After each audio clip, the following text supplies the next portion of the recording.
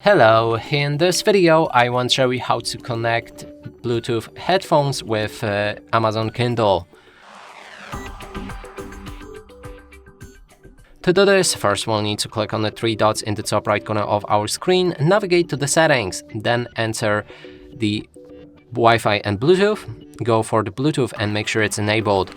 Then you can grab your headphones, enter the pairing mode.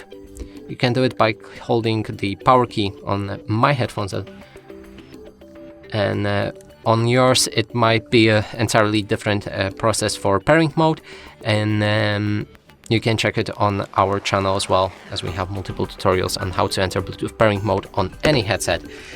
So now when we are in the pairing mode for our device, we need to go for Bluetooth devices, and then your headset should be visible right here. You can click on it and connect it with your Kindle. And that's it for this video. Hope you like it. Please consider subscribing to our channel, leave a like and a comment below.